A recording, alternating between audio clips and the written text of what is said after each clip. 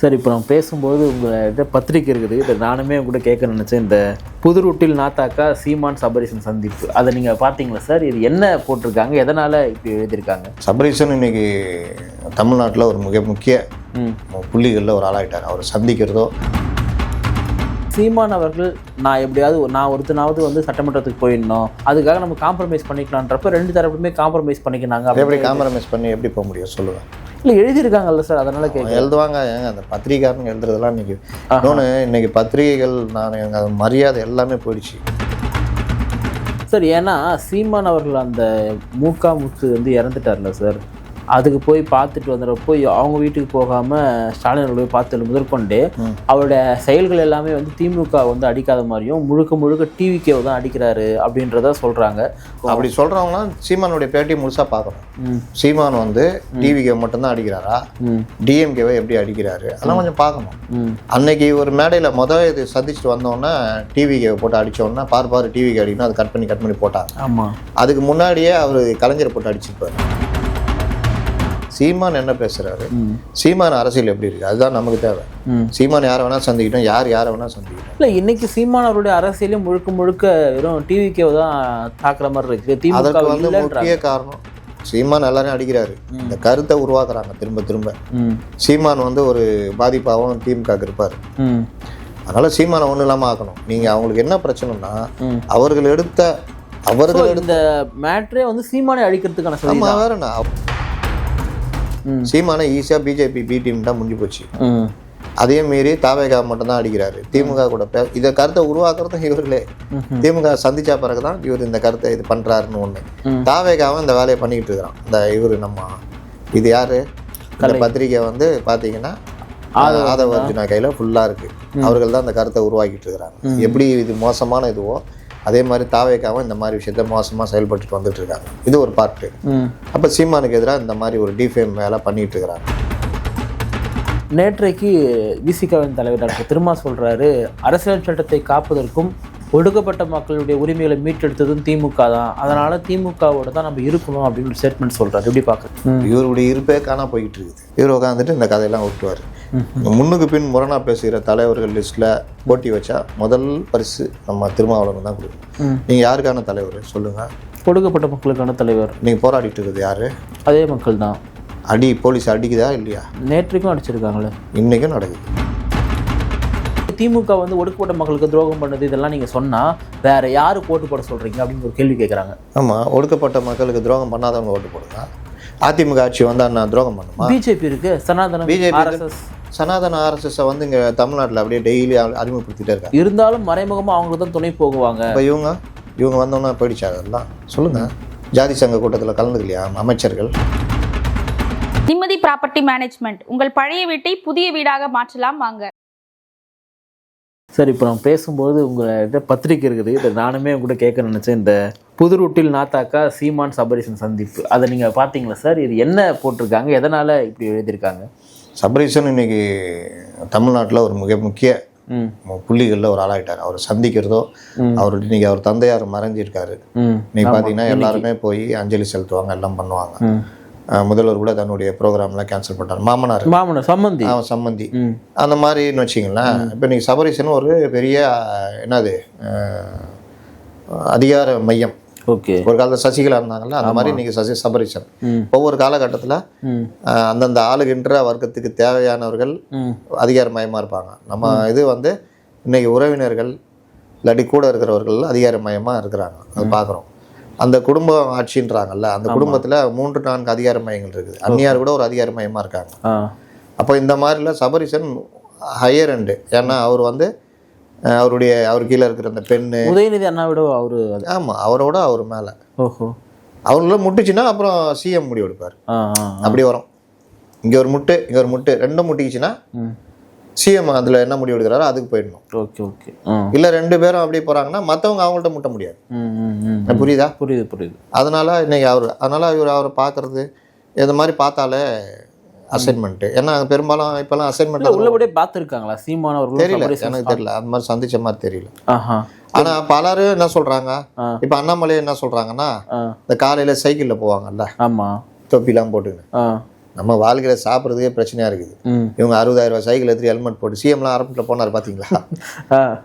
பார்த்துருக்கு சார். அவங்களாம் இதில் இந்த ஒலிம்பிக் இதெல்லாம் போனவங்க, சைக்கிளிங் போனவங்க. அதனால் அந்த பழக்கத்தை விடக்கூடாதுன்னு சிஎம் ஆனவொன்னே தலைவரை நீங்கள் அப்படி போகணும், அப்போ தான் நீங்கள் பிரிஸ்காகிற மாதிரி காமிக்கணும்னு சொல்லிட்டு 4 நாள் போனாப்புலாம். அப்போ போனப்பெல்லாம் பார்த்தீங்கன்னா சபரிசன் இவங்கெல்லாம் போவாங்க. இவர்கள் சந்திப்புலாம் இப்போ இப்படி நடக்குதுன்றாங்க. இப்போ அண்ணாமலை பார்த்தா சைக்கிளில் வருவாராம், இவர் சைக்கிளில் வருவார், இவங்க சந்திச்சுக்குவாங்க அப்படின்றாங்க. இவ்வளோ பெரிய விஷயம் பாருங்க. அவர் எங்கே பாஜகவுடைய தலைவர், இவர் எங்கே திமுகவுடையது. ஆனால் இவர்கள் அதிகாலை சைக்கிள் சந்திப்பு இருக்குன்றாங்க, நமக்கு தெரியாது. இப்போ இந்த ஆர்டிக்கிளுமே என்ன சொல்ல வராங்கன்னா, சீமான் அவர்கள் நான் எப்படியாவது நான் ஒருத்தனாவது வந்து சட்டமன்றத்துக்கு போயிடணும், முடிஞ்சால் யாராவது சில பேர் போனால் முக்கியம், ஆனால் நான் ஒருத்தனாவது போகணும், அதுக்காக நம்ம காம்ப்ரமைஸ் பண்ணிக்கலான்றப்ப 2 தரப்புமே காம்ப்ரமைஸ் பண்ணிக்கினாங்க. எப்படி காம்ப்ரமைஸ் பண்ணி எப்படி போக முடியும் சொல்லுங்கள்? இல்லை எழுதியிருக்காங்கல்ல சார், அதனால எழுதுவாங்க. ஏங்க அந்த பத்திரிகைக்காரங்க எழுதுறதெல்லாம் இன்னைக்கு பத்திரிகைகள் நான் எங்கள் மரியாதை எல்லாமே போயிடுச்சு. எல்லாம் இந்த இன்ஜினியரிங் படித்தவன் டிகிரி படித்தவனா கூட்டு வந்து உட்கார வச்சிடறாங்க. அவன் வந்து ஏதாவது ஒன்று சொல்கிறது எல்லாம் இந்த காக்காங்க மிச்சருக்கு நிற்கிற மாதிரி நிற்கிறான், போட்டா கப்புன்னு கவிக்கிறான். இந்த மாஸ் மென்டாலிட்டிக்கு யாரையா ஆகிறான். செங்கோட்டையன் என்னங்க பண்ணாரு, அவரை போயிட்டு நீக்கிட்டாங்கன்னு வந்து கேட்குறாங்க. ஐயோ செங்கோட்டையன் பண்ண தப்பியா? கட்சிக்குள்ள பேச வேண்டிய விஷயம், கட்சி அமைப்பு இது தெரியுமா? அதை வந்து வெளியே பேசினா தப்பு தான் அப்படின்றான். செங்கோட்டையன் போயிட்டு வெளியில இவர் அமித்ஷா பாட்டு வர்றாரு, அமித்ஷா பத்திரிகளே என்ன சொன்னார் இப்படிதான் கேட்கறானே தவிர அமித்ஷாவை நீ எதுக்கு போய் பாக்குற? கட்சியுடைய அகில இந்திய தலைவரா அவரு, நீ என்ன பண்ணிட்டு இருக்கிறேன்னு யாரும் கேட்க மாட்டேங்கிறாங்க. டிடிவி சொல்றாரு, தேவர் திருமகனாருடைய பேரை இவர் எப்படி சொல்லலாம், இரு சமூகங்களுக்கிடையே சண்டை முட்டுறாருன்றாரு. அதுக்கப்புறம் அவர் பேசின வீடியோ வருது. ஆனால் அவர் வந்து நான் ஏன் சொன்னேன்னா, நான் எதுக்கு சொன்னேன்னா நான் அதுக்கு தான் சொன்னேன்னு உருட்டுறாரு. அங்கே கூட நீ என்னங்க அந்த மாதிரி சொல்கிறீங்க, நீங்கள் இன்னும் கேட்டிருக்கீங்களா, அப்போ ஏன் 2 நாளைக்கு முன்னே அப்படி சொன்னீங்க அப்படின்னு கேட்க மாட்டேங்கிறாங்க. இன்னொன்று டிடிவி இவர் வந்து எடப்பாடி இருந்தால் நான் இது கூட்டணியில் இருக்க மாட்டேன்றாரு. நீங்கள் என்ன சார் 18% ஓட்டு வச்சுக்கிறீங்க, நீங்கள் இருந்தால் என்ன இல்லாட்டின்னு யாரும் கேட்க மாட்டேங்கிறாங்க. இந்த மாதிரி பல இவங்களுக்கு எல்லாம் என்னன்னா ஒரு 2 வருஷத்துக்கு முன்னாடி உள்ள அரசியல் கூட தெரியாதுங்க. அதை டிடிவியே 2021 இதே எடப்பாடி தலைமையை ஏற்றுக்கிட்டு நான் கூட நிற்கலங்க, எங்கள் ஆளுங்களை நிற்க வைங்க, ரெட்டையில் கூட நிற்கிட்டாங்க, எனக்கு ஒன்றும் இல்லைங்கன்னு கெஞ்சினதெல்லாம் இன்னைக்கு யாருமே தெரியாது, படிக்க மாட்டாங்க. நேற்று நடந்த விஷயம் கூட தெரியாதுங்க. இதுதான் இன்னைக்கு இருக்கிற பத்திரிகையாளர்கள். இதுல இந்த மாதிரி பிரிண்ட்ல எழுதுற ஆட்கள் உக்காந்துட்டு நான்லாம் வேலை செஞ்சிருக்கல, எனக்கு தெரியும்ல, என் பக்கத்துல இருந்தவன் என்ன உருட்டுவான், நம்ம உட்காந்து 10 விஷயம் கேட்டு என்ன இதுன்னு தட்டினா இவன் உட்காந்துட்டு நீ ஜாலியா சுத்திக்கிட்டு பேசிக்கிட்டு எவனாவது சொல்றதுல அப்படியே இறையாயிட்டு அதை தேடு கூட கிடையாது, அதுக்குள்ள என்ன இருக்குன்னு தேடுறது கிடையாது. இப்ப நான் சொன்னேன்ல, எடப்பாடி என்ன பண்ணாரு அப்படிதான் எழுதுவோம். செங்கோட்டை என்ன பண்ணாரு, செங்கோட்டை அப்படி பண்ணாரு, இப்படி பண்ணா இப்படிதான். இந்த பொதுவா எல்லாரும் ஒரு மென்டாலிட்டியில இருந்தா நம்மளும் அப்படியே போயிடணும் சார். ஏன்னா சீமான் அவர்கள் அந்த மூக்கா முத்து வந்து இறந்துட்டார்ல சார், அதுக்கு போய் பார்த்துட்டு வந்துடுறப்போ அவங்க வீட்டுக்கு போகாமல் ஸ்டாலின் போய் பார்த்து முதற்கொண்டு அவருடைய செயல்கள் எல்லாமே வந்து திமுக வந்து அடிக்காத மாதிரியும் முழுக்க டிவிகேவை தான் அடிக்கிறாரு அப்படின்றத சொல்கிறாங்க. அதனால தான் இது போன விஷயங்கள்லாம் நடந்து தான் இருக்கும். அப்படி சொல்கிறவங்களாம் சீமானுடைய பேட்டியை முழுசாக பார்க்கணும். சீமான் வந்து டிவிகே மட்டும்தான் அடிக்கிறாரா, டிஎம்கேவை எப்படி அடிக்கிறாரு அதெல்லாம் கொஞ்சம் பார்க்கணும். அன்னைக்கு ஒரு மேடையில் இது சந்திச்சுட்டு வந்தோடனே டிவிகேவை போட்டு அடித்தோடனே பாரு டிவிகே அடிக்கணும், அது கட் பண்ணி போட்டாங்க. ஆமாம், அதுக்கு முன்னாடியே அவர் கலைஞரை போட்டு அடிச்சிருப்பாரு, அவருடைய உண்ணாவிரதம் எல்லாத்தையும் அடிச்சிருப்பாரு, அதை வசதியாக கட் பண்ணுவாங்க. இதை மட்டும் எடுத்து போடுறது. நம்ம ஊரில் என்னன்னா, இப்போ செங்கோட்டையன் பேசியது வரவேற்க தகுந்த விஷயம். ஆனால் அதை செய்ய வேண்டியது, அதை முடிவெடுக்க வேண்டியது கட்சியுடைய பொதுச் செயலாளர் அப்படின்னு நயனா நாகேந்திரன் பேட்டி கொடுக்குறாரு. ஒரு பெரிய மெயின் ஸ்ட்ரீம் மீடியா எப்படி போடுறான்னா, செங்கோட்டையன் கோரிக்கை வரவேற்கத்தக்கது நயனார் நாகேந்திரன் அப்படின்னா என்ன அர்த்தம் வருது? இவர் சொல்லிதான் செய்யறாங்க. அந்த அடுத்த வரியை போட்டோன்னா அது ஃபுல்ஃபில் ஆகுமா? இன்னைக்கு ஊடகங்கள் மீடியா அந்த வேலையை பண்ணுது. இன்னொன்று 4 பேர் ஒரு கருத்தை சொல்றான்னா 5வது ஆளும் அதுதான் பெஸ்ட்டுன்னு நினைக்கிறான், அதான் கரெக்டுன்னு நினைக்கிறான். அப்போ அந்த 4 பேர் கருத்தை எப்படி உருவாக்குறாங்கன்னா, ஒருத்தர் பத்திரிகையாளர், விமர்சகர், அது இதுன்னு இந்த டீமு. இன்னொன்று மெயின் ஸ்ட்ரீம் மீடியாவில் 90% இன்னைக்கு திமுக ஆதரவு ஊடகமாக தான் இருக்குது. அவர்கள் என்ன அசைன்மெண்ட் கொடுக்குறாங்களோ அதை பண்ணுறாங்க. திரு முருகன் வந்து ஆர்எஸ்எஸ் வழியில் அதிமுக நடந்தால் என்ன தவறு அப்படின்னாரு. எல்முருகன் முதல்ல எல்முருகன் அப்படி சொல்லக்கூடாது.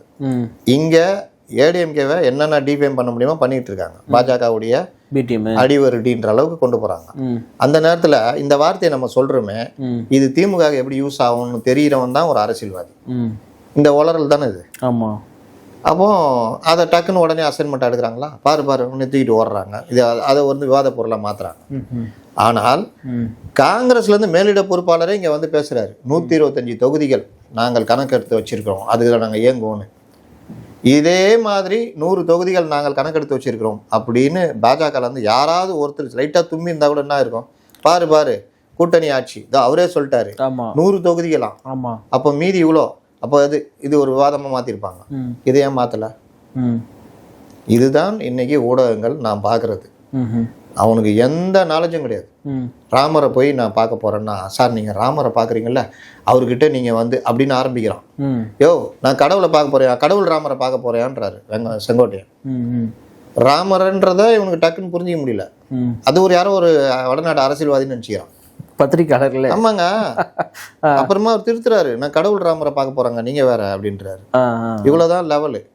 2 வருஷம் முன்னாடி நடந்த விஷயம் சொன்னா கூட தெரியாது. நான் 2K கிட்ஸ் சார், எனக்கு இவ்வளவுதான் சார் தெரியும்.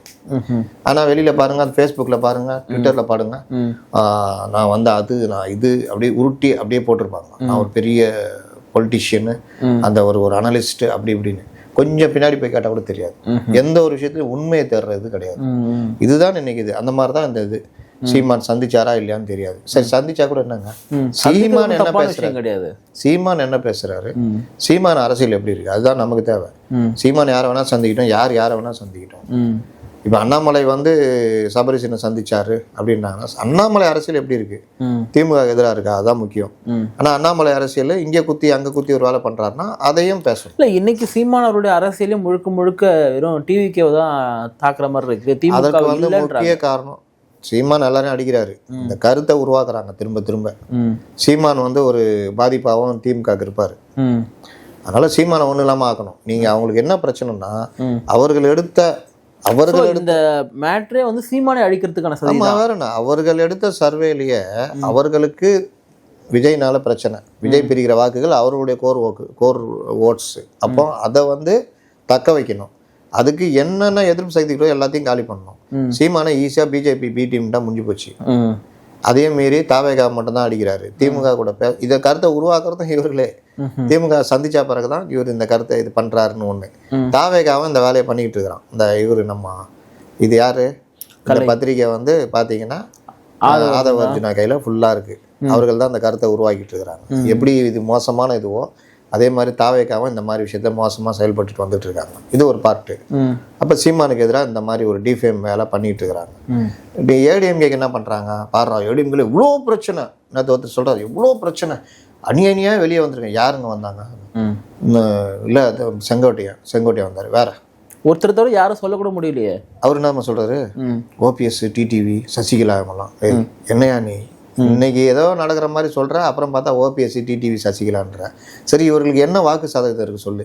சரி, நீ போய் செங்கோட்டையன் இந்த கேள்வியை கேட்டியா, நாம் எல்லோரும் ஒன்றிணையணும்ன்றாரு. அந்த ஒன்றிணையணும்னு சொல்றவங்க ஒன்னா இருக்காங்களான்னு கேட்டியா? டிடிவியும் சசிகலாவும் ஒன்னா இருக்காங்களா? இல்லையே. புகழேந்தியும் டிடிவியும் ஒன்னா இருக்காங்களா? ஓபிஎஸும் டிடிவியும் ஒன்னா இருக்காங்களா? கேசி பழனிசாமி இவர்கள் எல்லாரும் ஏத்துக்குவாரா? இப்படி ஒண்ணுமே அவர்களுக்குள்ளே ஒண்ணுமே இல்லாதவங்க, ஏற்றுக்கொள்ள முடியாதவங்கள இவர் வந்துகிட்டு எல்லாரையும் ஒன்றிணைக்கணும்னா எப்படி முடியும்? டிடிவியை எப்படி அதிமுகவில் கொண்டு வர முடியும்? அவர் இன்னொரு கட்சியுடைய தலைவர். இந்த கேள்வி யாரா கேட்கறாங்களா அவர்கிட்ட போயிட்டு? இந்த கேள்வியாவது வைக்கப்படுது. அப்போ என்ன அஜெண்டா? ஏன் நீ வெளியில வர்ற? கட்சிக்குள்ள பேச வேண்டிய விஷயத்தை எதுக்கு நீ வந்து கெடு விதிக்கிற? இதே வேலையை திமுக யாராவது பண்ணவருக்கு நியாயம் பேசுவீங்களா? இல்ல பாருங்க திமுக எதிராக பேசிட்டாங்க, அதிரடி நடவடிக்கை ஸ்டாலின் அப்படிதானே போடுவீங்க? ஆமா. நீங்க செங்கோட்டையனை 2 பொறுப்புல இருந்து நீக்கினதுக்கு ஐயோ பாவம் செங்கோட்டையன் எல்லா பத்திரிகையாளரும் பேசுறான். மல்லை சத்யாவை நீக்கினாங்களா? யாரா பேசுறாங்க? யாரும் பேசலையே. என்ன பண்ணாரு அவரு? அவரு பிள்ளைக்காக இவர் நீக்கிறாரு. ஆமா. அப்போ இது அநியாயம் தெரியுது. ஜனநாயகப்படுகிறது. யாராவது பேசுறாங்களா? இதை கேட்டா நம்மால என்னம்மா சொல்றான், அது சின்ன கட்சி சார், சின்ன கட்சி, கத்தி குத்துல இந்த குத்து அந்த குத்து சார், அது லைட்டா தான் குத்துனா, இது பெருசா குத்துனாங்கன்னா உனக்கு அஜெண்டா இது, நீ அதுல போய் மாட்டிக்கிற. அதுதான் பிரச்சனை. நேற்றைக்கு விசிகாவின் தலைவர் டாக்டர் திருமா சொல்றாரு, அரசியல் சட்டத்தை காப்பதற்கும் ஒடுக்கப்பட்ட மக்களுடைய உரிமைகளை மீட்டெடுத்ததும் திமுக தான், அதனால திமுகவோட தான் நம்ம இருக்கணும் அப்படின்னு ஒரு ஸ்டேட்மெண்ட் சொல்றாரு. எப்படி பாக்குறீங்க? அரசியலமைப்பு சட்டத்தில் தான் சொல்லியிருக்கா மணல் கொள்ளை பண்ண சொல்லி, கனிம வள கொள்ளை அந்த அரசியலமைப்பு சட்டத்தில் தான் சொல்லியிருக்கா.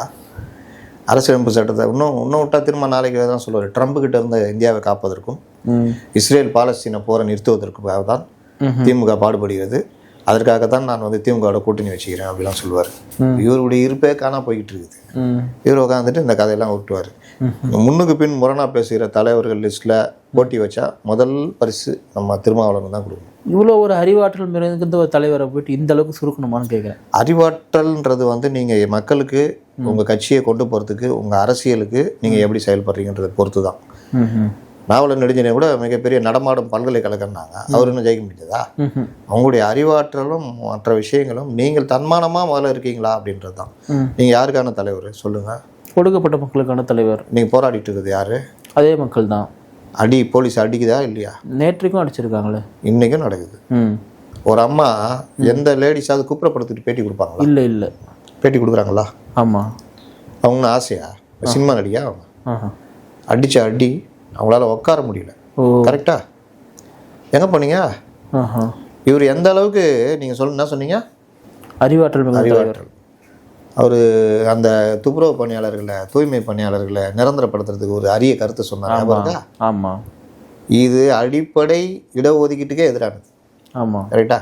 ஒரு மனிதன் அவனுக்கு பணி நிரந்தரம்னா முதல்ல அவனுக்கு பணிக்கு வந்து அவனுக்கு எந்த பிரச்சனையும் இல்லை. ரெண்டாவது சம்பளம் அந்த பணி நிரந்தர சட்டத்தின் கீழே அவனுக்கு கிடைக்கும். டிஏ மற்ற விஷயங்கள்லாம் கிடைக்கும். மூணாவது 60 வயசு வரைக்கும் அவனுக்கு பிரச்சனை இருக்காது. நாலாவது சம்பள உயர்வு அந்தந்த காலகட்டத்தில் கரெக்டாக கிடைக்கும். அஞ்சாவது அவன் பணி ஓய்வு பெறும்போது ஒரு பெரும் தொகை அவனுக்கு கிடைக்கும். இது எல்லாம் இருக்கும் பொழுது அவனுக்கான அந்த பணி நிரந்தரம் பண்ணால் அதனால உரிமைகள் கிடைக்கும். வேலை போயிடாது, யாரும் மிரட்ட முடியாது, கண்டபடி பண்ண முடியாது. இது எல்லாம் இருக்கிற ஒருத்தன் அவனுடைய குழந்தைய நல்ல பள்ளியில் நல்ல கல்வியை கொடுப்பான். நல்ல கல்வியை படிக்கிறவன், ஒரு டிகிரியோ ஏதோ வாங்குறவன், அவங்க அப்பா செய்கிற அதே தொழிலுக்கு வரணும்னு விரும்ப மாட்டான். அவன் ஒரு நல்ல இதுக்கு போவான். அந்த பெற்றோர்களும் விரும்ப மாட்டாங்க. இன்னைக்கு இஸ்லாமிய சமூகத்தில் இப்போ என்னுடைய இதை சொல்கிறேன், எங்களுடைய சொந்த பந்தங்கள்லாம் பார்த்தீங்கன்னா ஸ்கூலுக்கு போகிறத பற்றி யாரும் யோசிக்க மாட்டாங்க. என்னுடைய இதில் பார்த்தீங்கன்னா என் வயசில் இதெல்லாம் பார்த்தீங்கன்னா டிகிரி வாங்கணுன்றது யாருமே இருக்க மாட்டாங்க.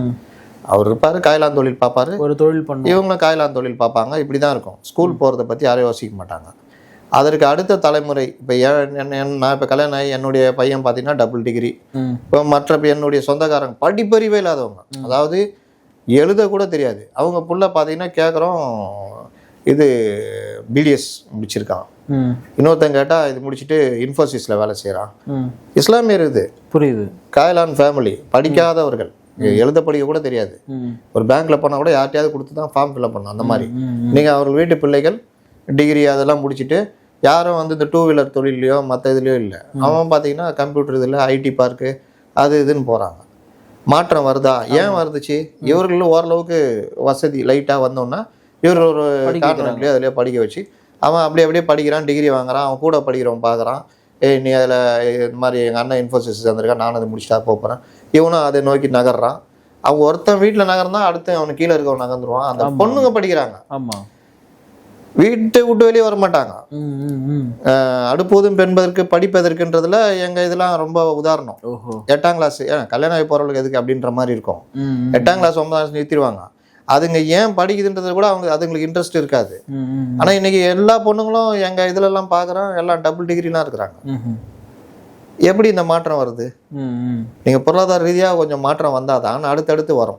இல்லை, இப்போ இவ்வளவும் அவர் பேசுறதுக்கான காரணம் எப்படியாவது திமுக கூட்டணி சதராமல் இருக்கணும், மறுபடியும் ஆட்சிக்கு வரணும்னு சொல்லிட்டு தான்.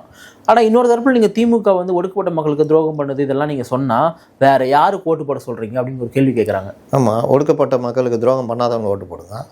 அதிமுக ஆட்சி வந்தால் நான் துரோகம் பண்ணுமா? பிஜேபி இருக்கு, சனாதன பிஜேபி சனாதன ஆர்எஸ்எஸ்ஸை வந்து இங்கே தமிழ்நாட்டில் அப்படியே டெய்லி அறிமுகப்படுத்திட்டே இருக்காங்க. இருந்தாலும் மறைமுகமாக அவங்களுக்கு தான் துணை போகுவாங்க. இப்போ இவங்க வந்தோன்னா போயிடுச்சா? அதெல்லாம் சொல்லுங்கள்.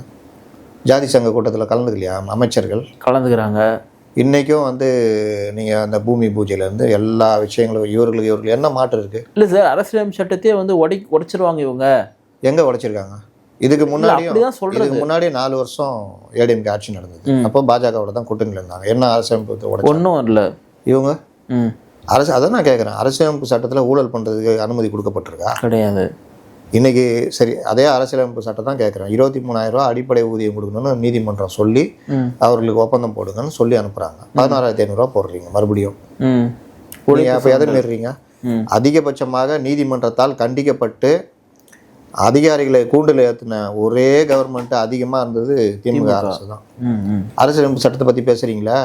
இப்போ சமீபத்தில் HOPF டிஜிபி தலைமை டிஜிபி தேர்வு கரெக்டாக நடந்தீங்களா? உச்சநீதிமன்ற உத்தரவை மீறினீங்கல்ல, தெரிஞ்சே மீறினீங்க. எல்லாரும் சொல்கிறாங்க இன்னும் 2 மாதம் முன்னே பட்டியல் அனுப்பணும். ஏன் அனுப்பல? அனுப்பாமையே வச்சுட்டு பொறுப்பு டிஜிபின்னு போடுறீங்க. அது எந்த இதில் இருக்கு? கண்டெம்ட் போனாங்களா இல்லையா? மதுரை உயர்நீதிமன்ற கிளையில் கேட்கும் பொழுது என்ன சொல்கிறீங்க? ஒருத்தர் போடுறாரு வழக்கு, இவங்க பொறுப்பு டிஜிபி நியமிக்க போகிறாங்க, உச்சநீதிமன்ற உத்தரவை மீறுறாங்க, இதை பற்றி நீங்கள் விசாரித்து தீர்ப்பு கொடுக்கணும்னு கேட்டப்போ நோட்டீஸ் அனுப்பிச்சா அவங்க வந்து என்ன சொல்கிறாரு, ஜின்னா நான் ப்ராசஸ் போய்கிட்டு இருக்கு சார், கரெக்டாக போகுது. இவர் என்ன சொன்னார், SMS ஓகே தலைமை நீதி அந்த அமர்வு SM சுப்ரமணியன் என்ன சொன்னார், அதான் அவங்க ப்ராசஸ் போய்கிட்டு இருக்குன்றாங்கல்ல, அதனால் அதிகமாக இதில் கோர்ட்டு தலையில் வரும்ல, ப்ராசஸ் படி போட்டோம் வரோம். அப்படி ஒரு வேளை நடக்கலைன்னா நீங்கள் நீதிமன்றத்தை நாடலாம்னு வழக்கை முடிச்சு வைக்கிறாரு. அவர் மட்டும் வழக்கை முடிச்சு வைக்காமல் அடுத்த இயரிங் தள்ளி வச்சுருந்தாருன்னா இவங்க கதை கந்தலாக இருக்கும். SMS இங்கே வந்துட்டார், சென்னை உயர்நீதிமன்றத்தில் ஒருத்தர் வழக்கு போட்டார், மனுவாக தாக்கல் பண்ணால் எடுத்துக்கிறோன்னு விசாரணைக்கு எடுத்துட்டாங்க. அதுக்குள்ளே உச்சநீதிமன்றத்தில் கண்டெம்ட் என்ட்ரி தீபன் போயிட்டார். அங்கே போய் இவங்க என்ன சொல்கிறாங்க, சார் அப்படி சார் இப்படி சார் எல்லாம் பட்டியல் இப்போ அனுப்பிச்சிட்டோம் சார், இன்னும் அது வரல, ஆர்குமெண்ட் என்னன்னு வரல, வந்தால் தெரியும் என்ன கண்டிச்சிருக்காங்க என்ன பண்ணாங்கன்னு. அப்போது சொன்ன உடனே அவங்களும் என்ன சொல்கிறாங்க, சரி பட்டியல் அனுப்பிச்சிருக்கீங்களா, UPSC சீக்கிரம் அந்த இதை வந்து பரிசீலனை பண்ணி அனுப்புங்க. அதில் ஏன் நீ அனுப்பலை, என்ன ஆச்சு, அந்த வாதம் என்ன நடந்ததுன்னா நமக்கு ஒன்றும் வரல, வந்தால் தெரியும் என்ன வாங்கி கட்டினாங்கன்னு. பொறுப்பு டிஜிபி ஏன் நியமிச்சிங்கன்னு கேட்டாங்கன்றது மட்டும்தான் வெளியில் வந்தது. அதுக்கப்புறம் அந்த பட்டியல் வரும், அதில் 3 பேர் பட்டியல் வரும், 8 பேர் லிஸ்ட்டாக 3 பேர் வரும், அதில் ஒருத்தரை நீங்கள் தேர்ந்தெடுத்துங்கன்னு சொல்லி அனுப்பிச்சிட்டாங்க. இதான் நடைமுறை. அப்போ இவங்க வந்து உச்சநீதிமன்ற தீர்ப்பை மீறினாங்களா இல்லையா? அப்போ என்ன, எல்லாம் உருட்டு. இந்த உருட்டில் 1000 விஷயங்கள் இருக்குது. ஆனால் இவருக்கு என்னென்னா இவருடைய விடுதலை சித்தியில் இவர் கையில் இல்லை. என்ன சார் சொல்கிறீங்க? ஆமாம், ஆலு சானவாஸ் எங்கே இருக்கிறாரு? பிசிகா நீங்கள் வெளியே வாங்கலாம், அவர் அங்கேயே இருந்துக்கிறேன்றாரு. போயிட்டு வாங்கினேன், நல்லா இருக்குதுண்ணா, இங்கே அதே தொகுதியை தரேன்ட்டாங்க, நீங்கள் போயிட்டு வாங்கினேன்றாப்புல. ஒரு குறிப்பிட்ட ஒருத்தர் 2 பேர் தவிர மற்ற ஆதவ அர்ஜுனுக்கு பிரச்சனை ஆச்சு இல்லை, அன்னைக்கே கட்சியை உடைச்சிருப்பாங்க. அன்னைக்கு மட்டும் ஒரு ஆதவ அர்ஜுனுக்கு ஆதரவாக எடுத்திருந்தாருன்னா அண்ணன் போயிட்டு வாங்கன்னு எடுத்திருப்பாங்க. 3-4 MLAல 4-5 பேர் இருக்காங்களா? 4 தான் சார். அதில் 3 பேர் அங்கே இருந்திருப்பாங்க. சிந்தனை செல்வன் மட்டும் இங்கே இருந்தாருன்னு நினைக்கிறேன் இவருக்கு ஆதரவா. மற்றவங்களாம் சிந்திக்கவே இல்லை, எல்லாம் அங்கே வன்னியரசு உட்பட எல்லாரும் அங்கே. ரவிக்குமார் கூட அங்கே இருந்திருப்பாரு. இருந்திருந்தா கட்சி போயிட்டு இருக்கோம், சிண்டே கதையாக ஆகிட்டு இருக்கோம். அதுனா 80 பேர் இருந்தாலும் 5 பேர் இருந்தாலும் அதான் அந்த பாமக கதை தான். 5ல் எத்தனைங்க இருக்காங்க சார்? 4 பேரில் 3 பேர் அங்கே இருக்காங்க சார். ஒருத்தர் மட்டும்தான் திருமா கொடுக்குறாரு. எம்பிகள் எத்தனை பேருங்க இருக்காங்க? 2 எம்பிங்க சார். அதில் திருமா 1, ரவிக்குமார் 1, அவரும் அங்கே தான் சார் இருக்காரு. மாவட்ட செயலாளர்கள் சார் அதெல்லாம் ஆல்ரெடி முடிச்சிட்டாங்க சார், முடிச்சு விட்ருவாங்க. ஓஹோ, கட்சியே இருக்காது, அதுக்கு பயந்து தான் அவர். ஆமாங்க, நீங்கள் கொள்கை பிடிப்போட கட்சி தலைவர் மேலே ஒரு பயம் இருக்கணும். ஆமாம், இது எல்லாம் இருந்தால்தான் அவர்கள் வந்து இதாவாங்க.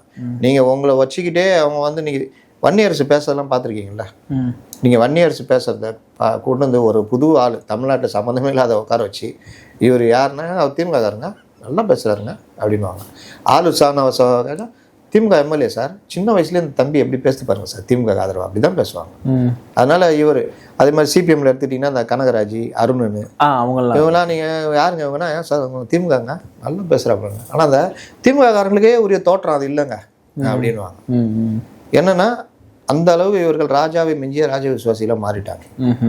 இவரை கம்பேர் பண்ணும்போது திரு சண்முகம் அவருடைய நடவடிக்கை கொஞ்சம் திமுக சண்முகம் வந்து இப்போ சங்கரையா இருக்கிற வரைக்கும் பார்ட்டி ஒரு புரட்சிகர கட்சியாக இருந்தது. கலைஞர்லாம் கண்ணில் வரல விட்டு ஆட்டினார். கலைஞர் ஒரு கட்டத்தில் என்ன சொன்னார்னா, சங்கரையா மாநில செயலாளர் வரைக்கும் CPM கூட கூட்டணி இல்லைன்னாரு. அந்த அளவுக்கு ஒரு புரட்சிகர கட்சியாக இருந்தது. அந்த அதுக்கு பிறகு N. வரதராஜன் இவங்களாம் யாருன்னா ஒயிட் காலர். ஓகே, இந்த ஒயிட் காலர் நீங்கள் வந்து கம்யூனிஸ்ட் கட்சியுடைய அடிப்படை நீங்கள் பார்த்தீங்கன்னா தொழிலாளி வர்க்கம் அந்த மாதிரி புரட்சிகர சிந்தனை இல்லை. நம்ம சொன்னல ரொம்பலாம் உருட்ட வேணாம், மக்களுடைய பிரச்சனையை தெரியணும்னா நீங்கள் மக்களோட உழண்டு வந்தவனுக்கு தான் தெரியும். ஆமாம், அந்த மாதிரி தொழிலாளி வர்க்கத்துக்கு அது அதிகமாக இருக்கும். அவன் போராட்டம் வாழ்க்கை. அந்த ஜீவா எழுதியிருப்பார்ல, கால் வயிற்று கூழுமில்லை, கஞ்சிக்கு வழி இல்லை, நாதியற்று போன மாட்டான்னு எழுதியிருப்பார். அந்த மாதிரி தான் தொழிலாளி வாழ்க்கை இருக்கும். அப்போ அதுலேருந்து ஒருத்தன் புடம் போட்டு வர்றான், தலைமை பதவிக்கு வர்றான்னா அவன் எல்லா அனுபவத்தையும் வாங்கியிருப்பான். எளிதில் இந்த மாதிரி சொன்னல போனவொன்னே அங்கே ஸ்போக்ஸ் பர்சனாக மாறிடுறது, கட்சியாக அந்த மாதிரிலாம் மாற மாட்டான். அவனுக்கு வந்து சுருன்னு ஏறும். அந்த மாதிரி சங்கரையா இருக்கிற வரைக்கும் இருந்தது. இந்த ஒயிட் காலரில் வரான் தெரியுமா, அவன் சமரசம் பண்ணிக்க முதல் ஆளாக நிற்பான். அவன் நியாயத்தை இவனே ஏறி நின்று பேசுவான். புரியுது. அவர் என்னங்க பண்ணுவார் அப்படின்வான். அந்த ஒயிட் காலருங்க வரும்பொழுது, தலைமையில் ஒயிட் காலர் வரும்போது தலைமை அந்த இதுவும் அப்படி மாறும், கட்சியே அப்படி மாறும். அந்த நோய் வந்து கீழே கீழே கீழே பரவும். இதில் எவனாவது தொழிலாளி வர்க்கத்துலேருந்து 2ஆம் கட்டம் 3ஆம் கட்டத்தில் நின்று ஏற்று பேசினா வச்சுங்க, அவனை கட்டம் கட்டி தூக்குவாங்க. அப்போ அந்த நோய் கட்சியில் தீவிரமாக பரவ ஆரம்பிக்கும். சிபிஎம்ல அதுதான் நடந்தது. நீங்கள் பார்த்தீங்கன்னா அந்த பேங்க்கு, இன்சூரன்ஸு, இந்த மாதிரி எல்லாம் ஒயிட் கலர்.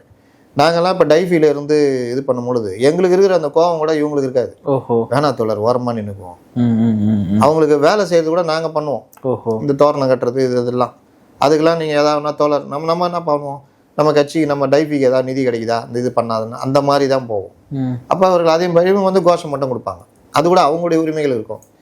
அதை தாண்டி பொதுநல இதுவும் இருக்கும். இப்போ மற்ற சங்கங்களை விட சிபிஎம் உடைய இதெல்லாம் அது. அப்போது இதுலேயும் ஒயிட் காலர்கள் தலைமைக்கு வரதுனால என்ன ஆகுது, நான் அடுத்தடுத்து அவர்கள்ட்ட அந்த இது அதுதான். நீங்கள் பார்த்தீங்கன்னா போக்குவரத்து தொழிற்சங்கம் ஒரு காலத்தில் சிந்தன் இருக்கும்பொழுது அலறி அடிச்சுட்டு அவர் சொன்னால் என்ன கேட்பாங்க, பண்ணுவாங்க. அனைவருக்குமான தலைவராக இருந்தார். எம்ஜிஆர் காலத்தில் அவ்வளோ பெரிய போக்குவரத்து தொழிற்சங்கம் போராட்டம்லாம் நடந்தது. எம்ஜிஆர் வந்த புதுசில் இது பண்ணார், அப்புறமா ஒரு பைசா கூட ஏற்ற மாட்டேன்னு சொல்லி பெரிய பிரச்சனைலாம் மாறிச்சு. அதெல்லாம் நின்று நடத்துனதெல்லாம் சிந்தனுக்கெல்லாம் ஒரு பெரிய பங்கு இருக்குது. அதற்கு அடுத்து வந்தவர்கள்லாம் பார்த்தீங்கன்னா இவர்களே போய் அதிகாரியை போய் பார்க்கறது இது அப்புறம் தொழிலாளிகளுக்கு என்ன ஆயிடுச்சுன்னா, இவனுக்கு எதுக்கு நம்ம பண்ணணும், ஓட்டு போடணும் அப்படின்னு தொழிற்சங்க உரிமையும் கையில் விட்டு போகிற மாதிரி. இன்னைக்கு மின் ஊழியர் மத்திய அமைப்புன்னு மின்சாரத்துறையில் சிபிஎம் உடைய சங்கம் தான் பெருசாக இருக்குது. ஆனால் அவர்கள் இன்றைக்கி தனியார் மயப்படுத்துறதுலேருந்து பல வேலைகள் இன்றைக்கி பண்ணுறாங்க. நீங்கள் சொன்னீங்க சமூக நீதி, என்ன சொன்னீங்க சமூக நீதி, அரசியலமைப்பு சட்டத்தை மதிக்கணும். இவங்க கார்பரேட் மயமாக்குறது, இந்த இதெல்லாம் வரதுல ராம்கேலாம் எப்படி இவர்கள் லாபத்துக்கு தானே. அப்போ அந்த மாதிரி மின்சார வாரியத்திலையும் நடக்கும் பொழுது அதை எதிர்த்து போராட வேண்டிய தொழிற்சங்கம் கம்முனுக்குது, போராடுது. சரி, அதை ஒரு கட்டத்தில் போராட்டமாக கொண்டு போய்கிட்டு இன்னொரு கட்டத்தில் மீடியாக்கள் அதை வெளியே கொண்டு வரணும்ல. அப்போ தானே அவனுக்கும் பயம் வரும், விஷயமும் தெரியும் மக்களுக்கு. அந்த வேலையை செய்ய விட மாட்டேங்கிறாங்க. தலைவர்களை பேட்டி கூட கொடுக்கூடாதுன்னு கட்சி தலைமையே தடை போடுது. நீங்கள் பார்த்தீங்கன்னா டாஸ்மார்க்கு 10 ரூபா பாட்டில் மேட்டர் யார் வெளியே கொண்டு வந்தது, சிஐடி தொழிற்சங்கம், திருச்செல்வர்னு அந்த பொதுச் செயலாளர். அதுக்கப்புறம் மற்றவர்கள் கையில் எடுத்தாங்க, அது ஒரு பெருசாச்சு. எங்கேயுமே இந்த மாதிரி தான் வரும். ஆனால் அதுக்கப்புறம் அந்த திருச்செல்வன் எங்கேயாவது பேட்டி கொடுத்தாரா, எதாவது பண்ணாரா, இல்லை. ஏன்னா அவருக்கு தடை. அப்போ இது வந்து என்ன காரணம், திமுகவுடைய கோபத்துக்கு ஆளாகக்கூடாது. இப்படியே போனால் என்ன அவங்களுடைய கட்சியுடைய தன்மை. இப்படி தான் இவர்கள் எல்லாருமே இருக்காங்க. நீங்கள் சொன்ன திருமாவளவனும் சரி, அவர் கோபத்துக்கு ஆளாயிடக்கூடாது. அவர் விஜய் கட்சிக்கு போகக்கூடாதுன்னு சொன்னால் நம்ம போகக்கூடாது. ஏன் போகக்கூடாது, இந்த கேள்வி வரணும்ல, ஏங்க போகக்கூடாது. ஸ்டாலினை பார்த்தே கேளுங்க, சார் என்ன சார், அம்பேத்கர் எங்கள் வாழ்க்கையில் ஏற்றுக்கிட்ட தலைவர், அவரை பற்றிய நூல் வெளியீடு நான் வர்றேன்னு ஒத்துக்கிட்டு இருக்கிறேன். அம்பேத்கருடைய நூல் வெளியீட்டுக்கே நான் போகாமல் பின் வாங்கினேன்னா எனக்கு எவ்வளோ பெரிய அவமானங்க. அவர் வரட்டும், விஜய் வரட்டும், அவர்கிட்ட நான் புத்தகம் வெளியிட்டு அவர் வாங்குறான்றது யாருனாங்க, நான் தாவேக்காவோட கூட்டு பேசுகிறேன்னா என்ன பேசுறீங்க. சரி, அந்த கூட்டத்தில் விஜய் திமுக அரசை விமர்சித்து பேசினா எனக்கு என்ன, நான் பேசுறது வந்து நான் பேசிட்டு போகிறேன். ஆமாம், அது அவர் அரசியல், அது ஒரு நிறுவனம் நடத்துது. இது வந்து நீங்கள் எனக்கு தடை எப்படி போட முடியும். நான் உங்களோட தொகுதி உடன்பாடு கூட்டணி இருக்கேன்னு தவிர உங்களாலே நானும் என்னாலே நீங்கள் ஆமாம் அப்படின்னு தான் பேசணும். ஆனால் இவர் அடிமைத்தனம் போகாம விட்டார். இப்போ நீங்கள் போகாம விட்டீங்களா, ராஜ்நாத் சிங்குக்கு நானே வெளியிட்டாங்களா, ராஜ்நாத் சிங்கை கூப்பிட்டு. அப்போ எங்கே போச்சு சனாதனம். வெங்கைய நாயுடு கூப்பிட்டு நீங்கள் சிலை தடுக்கிறீங்க. ராஜ்நாத் சிங்கு கலைஞர் நானே வெளியிடுறதுக்கு ஏன் உங்கள் இந்தியா கூட்டணியில் யார் தலைவரும் இல்லையா, ராஜ்நாத் சிங் கூப்பிட்டு தானே நடத்துனாங்க. ஆனால் இவங்கெல்லாம் உட்காந்து புலம்பியிருக்காங்க ஓரமாக உட்காந்து, இன்னும் அப்படிலாம் பண்ணுறாங்கன்னு. வேலு தைரியமாக எதிர்ப்பு தெரிவி, ஏன் பண்ணல. பார்ப்பனரை ஒரு எம்ஜிஆர் சேர்த்தார், ஒரு பார்ப்பன தலைவியினார். உங்க எல்லாரோட ராஜகண்ணப்பனோட எல்லாரோட உங்களுக்கு அதிக மரியாதை கொடுத்தது அந்த அம்மா தான். அதையும் நீங்க பேட்டியில சொல்லியிருக்கீங்க. ஆமா, என்னை கூப்பிட்டு பக்கத்துல உட்கார வச்சாங்க. ரெண்டாவது, அவர்கள் வந்து அந்த பார்ப்பன சமூகத்தை சேர்ந்தவர் அப்படின்றதுக்காக அவர் அந்த பார்ப்பனியத்தை தூக்கி பிடிக்கல. ஆமா, சமூக நீதிக்காக அவங்க எவ்வளவு பண்ணியிருக்காங்க. எளிய மக்களுக்கான திட்டங்களை பல இதை கொண்டு வந்திருக்காங்க. ஆனா நீங்க இவங்களை திருப்தி அடையினோட திடீர் அஜெண்டாவா அது பேசுனீங்க. ஏன் பேசுனீங்கன்னு தெரியாது, திடீர்னு கொண்டு வந்து பேசுனீங்க. 2 நாள் கழிச்சு மைத்ரேயனை சேர்க்குறாங்க திமுகவில். அவர் யாரு, அவர் பார்ப்பனர் கேட்க வேண்டியதானே. இல்லை இந்த பத்திரிகையாளர்கள் அது என்னங்க அப்படின்னு கேட்கலாம்ல. இதுதாங்க அரசியல், இதுதான் பிரச்சனை. சார், நிகழ்ச்சியில் பங்கேற்று பல்வேறு கருத்தில் பகிர்ந்தமைக்காக நன்றி சார்.